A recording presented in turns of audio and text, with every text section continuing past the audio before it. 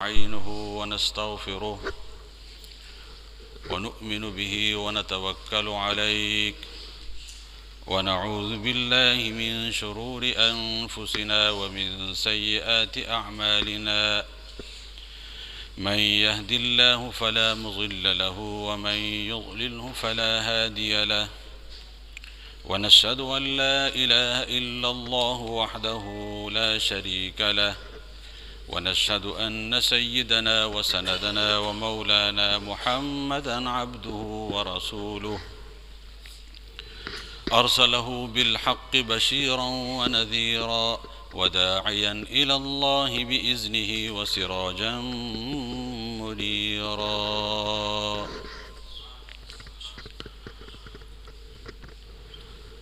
وقال النبي صلى الله عليه وسلم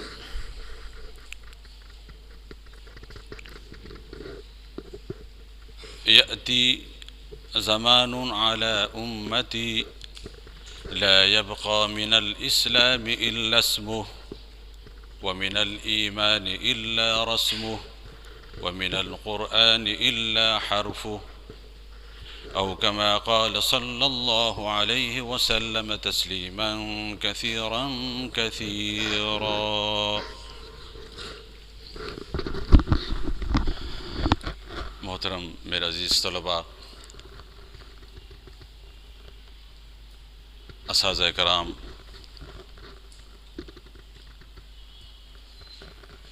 آج کے بیان کے حوالے سے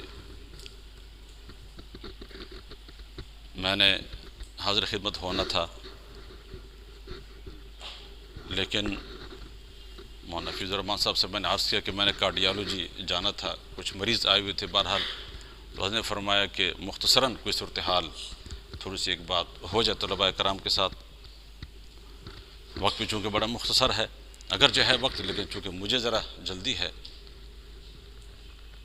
میں نے آپ کے سامنے حضور صلی اللہ علیہ وسلم کی ایک حدیث مبارکہ پڑھی. آپ صلی اللہ علیہ وسلم نے فرمایا کہ میری امت پر عن قریب ایک ایسا وقت آئے گا کہ لا یبقى من الاسلام الا اسمہ. فرمایا کہ اسلام کا صرف نام باقی رہ جائے گا. اسلام ہوگا مگر صرف نام ہوگا. حقیقت اسلام کا دور دور تک اس امت مسلمہ کے اندر جھلک اور تصور نظر نہیں آئے گا. عمل ختم ہو جائے گا، الہیت ختم، اخلاص ختم. دین کو دنیا کے لیے کمایا جائے گا. الا ماشاء اللہ، دین کے اندر جو بھی جہاں مصروف ہوگا کہیں نہ کہیں اس کے پیش نظر اس کا مقصد دنیا ہوگا. یہ خصوصاً آپ سے بات کر رہا ہوں کیونکہ ہماری شان بڑی ہے، کام بہت بڑا ہے، ٹھیک ہے. تو فرمایا کہ اسلام کا صرف نام باقی ہوگا. اور ایسے ہی من الایمان الا رسمہ، ایمان، اللہ پر یقین، اللہ پر جو اعتماد ہے، صرف وہ ایک رسم رہ جائے گی، ایک رواج کی شکل میں، رسم کی شکل میں، صرف نقش ہوگا. اس لیے قرآن میں بعد میں فرمایا کہ قولوا اسلمنا ولیکن قولوا آمنا. اسلام نہیں بلکہ کیا کہو، ایمان. ایمان کا معنی رب کی تصدیق، رب پر اعتماد ہو. زندگی کے ہر معاملے میں دنیا مقصد نہ ہو، پیش نظر نہ ہو، رب پر فل اعتماد ہو. اس لیے عمر رضی اللہ عنہ فرمایا کرتے تھے کہ انسان کو جو بنیادی طور پر مسئلہ ہے وہ رزق کا ہے، پیسے کا، دنیا کا. اس لیے جہاں جہاں بھی کفار مکہ سے بات ہوئی کہ ایمان کے بعد تم زکوٰۃ دو گے، سوال یہ کہ زکوٰۃ کا کیا تعلق ہے کفار کے ساتھ بات کرنے کی؟ ایمان کے بعد احادیث کے اندر کئی جگہ ایسا ہے کہ وہاں کفار سے کہا کہ تم زکوٰۃ دو. کیوں؟ اس کی وجہ یہ ہے کہ انہو لحب الخیر لشدید، انسان کو مال کے ساتھ قدرتی طور پر بڑی ہی محبت ہے. اس لیے فرمایا کہ ایمان اور اسلام کی نشانی یہ ہے کہ تم اللہ کے راستے میں اپنا مال خرچ کرو. تو فرمایا کہ حضرت عمر رضی اللہ عنہ نے کہ اگر تم اللہ پر توکل رکھو، اللہ کے ساتھ تعلق کو صحیح رکھو، اللہ پر اعتماد رکھو، تو وہ تمہیں رزق ایسے دے گا جیسے پرندوں کو دیتا ہے. فرمایا تغدو خماسا و تروح بطانا، فرمایا کہ تمام چرند پرند صبح خالی پیٹ نکلتے ہیں اور شام کو بھرے پیٹ آتے ہیں. فرمایا اگر رب کے ساتھ ایسا تعلق ہو تو انشاءاللہ اللہ نے تمہارے لیے ایسے ہی رزق کا انتظام فرما دیں گے۔ اسباب پہ نظر اختیار کرے بندہ اسباب کو، لیکن ان پر بالکل یا تکیہ نہ کرے، ان اسباب پر اعتماد نہ رکھے، نظر کس پہ ہو؟ مسبب الاسباب پر ہو، ٹھیک ہے؟ اسباب پر، اسباب کا مطلب یہ ہے کہ میرے پاس یہ گاڑی ہے تو میں پہنچوں گا، گاڑی نہ ہوئی تو نہ پہنچ سکوں گا۔ اسباب پر بالکلیہ اعتماد اور تکیہ اور مکمل بھروسہ رکھنا کہ یہ میں گولی کھاؤں گا تو یقیناً ٹھیک ہو جاؤں گا، یہ اگر اس طرح کرتے ہیں تو یہ دہریت ہے، رب کو نہ ماننا ہے، صرف اسباب کو مؤثر سمجھنا ہے کہ میں وہاں جاؤں گا تو یہ کام ہوگا، نہ گیا تو نہیں۔ تو آپ نے مسبب الاسباب، ان اسباب کو ترتیب دینا اور پھر ان اسباب پر نتیجے کا مرتب ہونا یا کرنا، یہ میرے رب کا کام ہے۔ ہر چیز کے اندر میرے رب کا ارادہ کار فرما ہے۔ اس طرح علی نے فرمایا کہ میں نے رب کو کیا پہچانا، کس طرح کہ انی عرفت ربی بفسخ العزائم، میں نے ایک کام کا پختہ ارادہ کیا ہوا تھا لیکن اپنے ارادوں کو ٹوٹتے ہوئے دیکھا تو مجھے معلوم ہوا کوئی ایسی ذات ہے جس کا ارادہ ہمارے ارادوں کے درمیان مخل ہے، چاہتا وہی ہے جو ہوتا ہے۔ تو اسباب اختیار کرے، ان پہ نظر نہ ہو، اسباب ضرور اختیار کرو، ان پہ اعتماد بالکلیہ نہ ہو ورنہ دہریت بن جائے گی۔ اور اسباب کو ختم بھی نہیں کرنا، چھوڑنا بھی نہیں ہے، چھوڑنا بھی نہیں، یہ نہیں کہ بیمار ہو جائیں، اللہ یشفی، اللہ مرض بیمار کرتے اللہ صحت دیتے اور پھر پڑھیں کمرے میں گھر میں، یہ بھی نہیں، یہ سنت نبی کے خلاف ہے۔ ما انزل اللہ دا الا لہ دوا، حدیث میں ہے کہ اللہ نے کوئی بیماری نازل نہیں کی مگر اس کے لیے علاج ضرور کیا ہے۔ اگر علاج نہیں کریں گے خودکشی کے مترادف ہوگا۔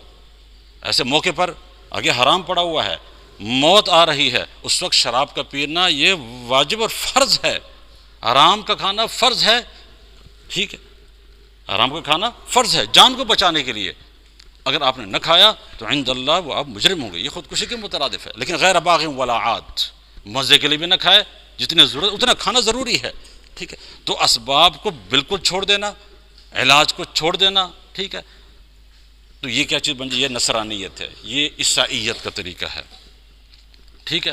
وہ بالکل اسباب پہ کیا کرتے ہیں؟ تکیہ کرتے ہیں، اسباب چھوڑ دیں، دہریت ہے، اسباب کو سب کچھ سمجھیں، ٹھیک، تو یہ نصرانیت اور دہریت کا طریقہ ہے۔ ہمارے لیے بین بین اسباب کو بھی اختیار کریں، ان پر اعتماد نہ کریں، ان اسباب کو انجام تک جو ہم اختیار کر رہے ہیں اس پر نتیجہ بھی مرتب ہو، یہ میرے رب کا کام ہے، ٹھیک ہے۔ تو فرمایا کہ من الایمان الا رسم، صرف ایمان رہ جائے گا لیکن اللہ کے ساتھ وہ تعلق نہیں ہوگا جو ہونا چاہیے۔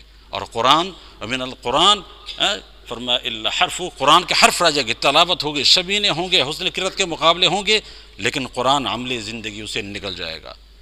قرآن ہم سے کیا کہتا ہے، اس لیے تو نہیں نازل ہوا کہ اس میں ہے شفا ہے، سارا دن جو ہے وہ گھر میں اونچا رکھا جاتا ہے جنات سے بھگانے کے لیے، بیماروں کو شفا دینے کے لیے، تو ایک عام سا اضافی اس کا حصہ ہے قرآن پاک کا، جس مقصد کے لیے آیا، جو ہدی للمتقین تھا، بسم اللہ یہاں سے کرا دی، جس سے ہم نے رہنمائی پانی تھی زندگی کے ہر شعبے کے اندر، چاہے وہ دین ہے یا دنیا ہے، وہ نہیں ہوگا، صرف حروف رہ جائیں گے، حروف کو بہترین انداز میں پڑھا جائے گا، گا گا کے قرآن کے مقابلے ہوں گے، ہاں جی واہ واہ ہوگی، لیکن نیچے فرمایا گلے سے وہ قرآن نیچے نہیں اترے گا، ایسی صورتحال ہو جائے گی۔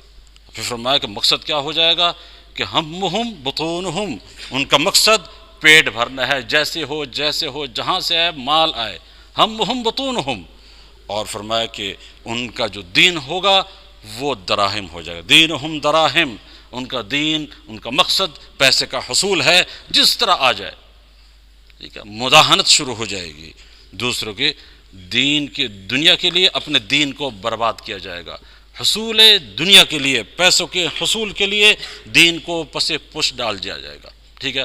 وَنِسَاؤُهُمْ قِبْلَتُهُمْ، ان کا تمام تر جو قبلہ ہوگا وہ ان کی عورتیں ہوں گی، ٹھیک ہے۔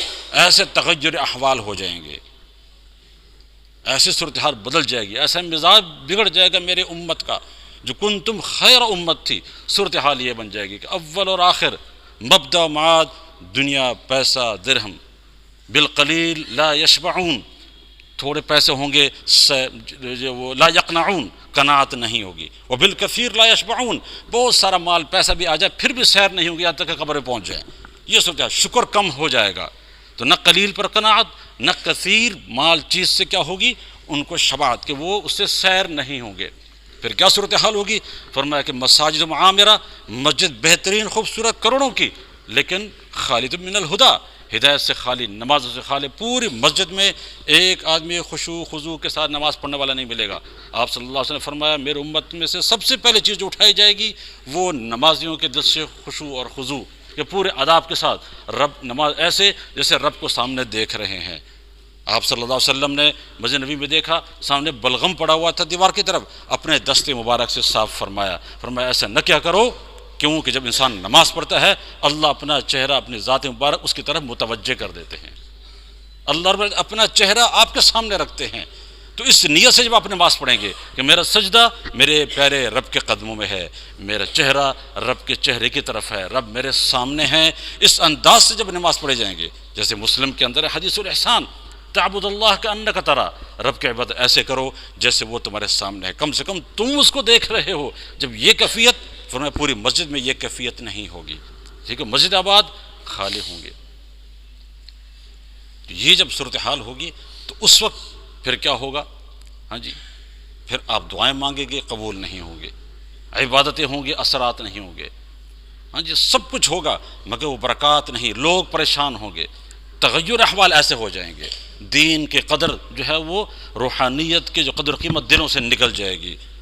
8 سال پڑھنے کے بعد جی ایک دینی ماحول میں رہنے کے باوجود بھی دین کا رنگ نہیں چڑھے گا، صبغۃ اللہ نہیں ہوگا۔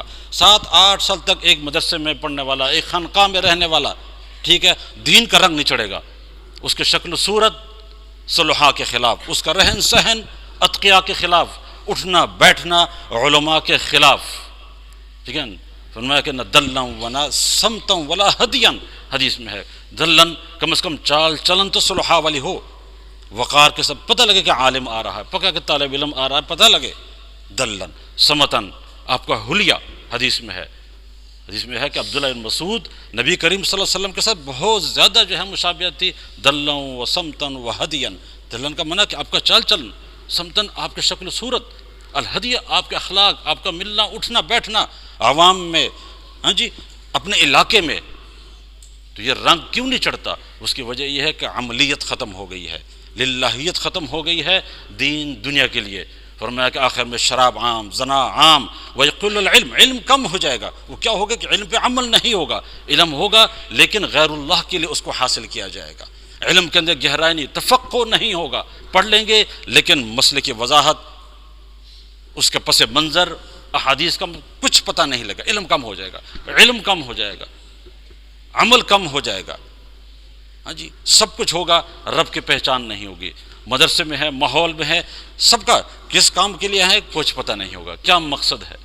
تو اس وقت آپ حضرات کے ساتھ جو مختصر بات کرنا تھی، بات لمبی ہو گئی۔ ایک تو یہ اپنی زندگی میں عملیت پسندی لائیں، عمل کریں، ساتھ کیا ہو، للہیت بھی ہو، اخلاص بھی ہو، پھر انشاءاللہ تھوڑا سا عمل بھی، اتقوا النار ولو بشق تمرہ، فرمایا کہ جہنم کی آگ کو بجھانے کے لیے خلوص سے دیا ہوا آدھی کھجور بھی انشاءاللہ جہنم کی آگ کو بجھا دے گی۔ اتقوا النار بشق تمرہ، کتے کو پانی پلایا، ناچنے کنجری عورت، لیکن حدیث میں کہا بخاری شریف میں فشکر لہا، اللہ نے اس کے اس عمل کی بڑی قدر کی، فغفر لہا، اللہ نے اس کے بخشش فرما دی۔ اب دیکھو کتے کو پانی پلانا کوئی بڑا عظیم الشان عمل ہے، لیکن اصل میں اس کے پیچھے کیا تھا؟ وہ رحم و شفقت کا جذبہ اس خاتون کے دل میں تھی۔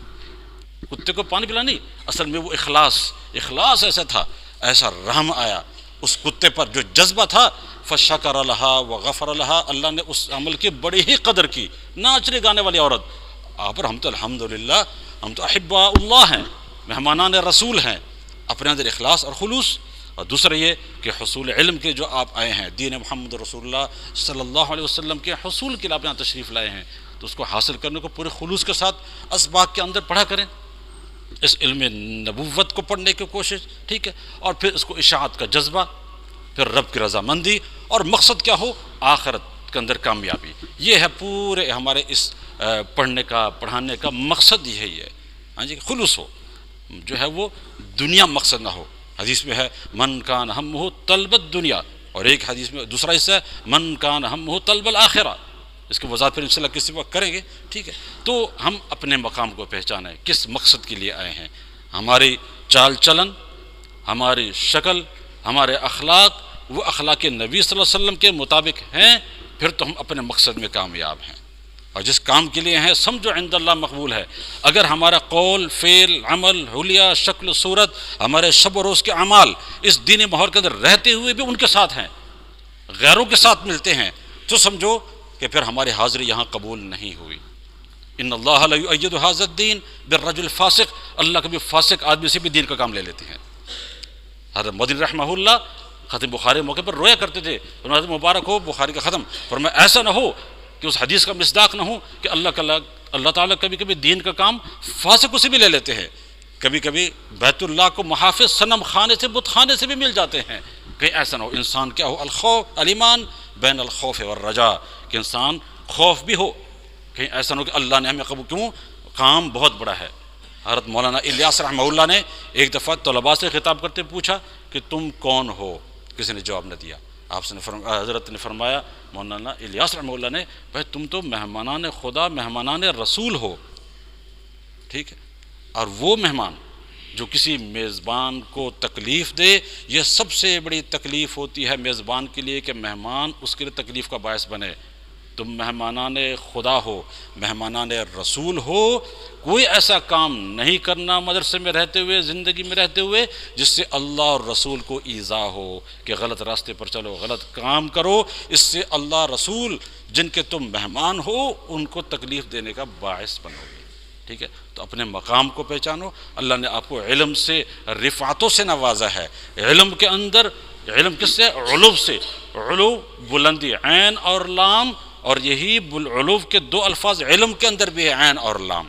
تو جو بھی علم حاصل کرے گا اللہ رفعتوں سے نوازیں گے، علو سے اسے نوازیں گے، لیکن شرط یہ ہے کہ جہاں بہت بڑی چیز ہو ساتھ کچھ موانع بھی ہوتے ہیں، اگر ان موانع کا آپ خیال رکھیں گے، ہاں جی، ان رکاوٹوں کا پرہیز ہوگا تو چیز بہت اعلیٰ ہے اور بڑی ہی کام آئے گی۔ پھر آپ کا سونا ایک آدمی کی ساری رات کی عبادت سے بہتر ہے۔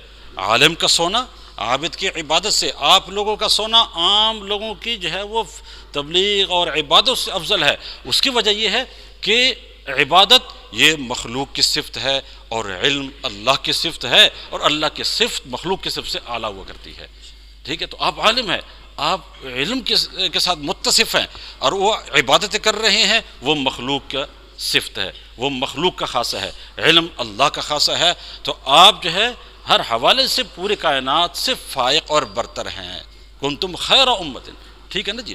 تو اس لیے ماحول میں رہتے ہوئے پورے شوق کے ساتھ جس مقصد کے لیے ہیں وہ مقصد پورا ہو۔ مقصد پورا نہ ہوا تو فرمایا قیامت کے دن جو جہنم کی آگ سب سے پہلے سلگائی جائے گی، اس میں وہ عالم بھی ہوگا، سخی بھی ہوگا، مجاہد بھی ہوگا، ایک عالم ہوگا۔ شان بھی کیسی، شان بھی کیسی کہ قیامت کے دن بھی علم کی ضرورت پیش آئے گی، ساری چیزیں یہاں رہ جائیں گی، آخرت میں ایمان، نکاح اور علم یہ کام آئیں گے، وہاں بھی جا کے علماء کی طرح لوگ محتاج ہوں گے۔ شان بھی اتنی بڑی، تحت عدیم السما، شر مخلوق، فرمایا آسمان کے نیچے بدترین مخلوق وہ علماء ہیں، منہم تخر الفتنہ وتعود فیہم، انہیں سے فتنے نکلیں گے، بدعات، خرافات، اور پھر آخر میں انہیں میں جا کے لوٹیں گے۔ تو خیر عدیم السما، بہترین مخلوق آپ اور ہم ہیں، اور خدا نہ خواستہ مقصد سے ہٹ جائیں، فرمایا پھر بدترین مخلوق تحت عدیم السما وہ بھی عالم ہے، انہیں سے فتنے نکلیں گے، انہیں سے خیر نکلے گا، ٹھیک ہے۔ تو آپ کا مقام بھی بڑا، ہاں جی، آپ کی شان بھی بڑی، آپ مہمانان رسول ہیں، ہم سے کوئی ایسی حرکت سرزد نہ ہو جو میزبان بھی کون ہے؟ اللہ رب العزت، سرکار دو عالم صلی اللہ علیہ وسلم، ہم ان کے مہمان ہیں، کوئی بھی ہماری حرکت، ہماری شکل و صورت، ہاں جی، نبی صلی اللہ علیہ وسلم کے الہدی، ان کے شکل و صورت سے، ان کے حلیہ مبارک سے ہٹی ہوئی نہ ہو، ہمارے کام سرکار دو عالم صلی اللہ علیہ وسلم کے اسوہ مبارک آپ کے چال چلن سے ہٹے ہوئے نہ ہوں، ٹھیک ہے۔ 24 گھنٹے کی زندگی پتہ لگے کہ یہ طالب علم آ رہا ہے، یہ عالم آ رہا ہے۔ اللہ تعالیٰ مجھے اور آپ دوستوں کو ان باتوں پر عمل کرنے کی توفیق اور اپنی زندگی میں ان کو اختیار کرنے کی توفیق عطا فرمائے۔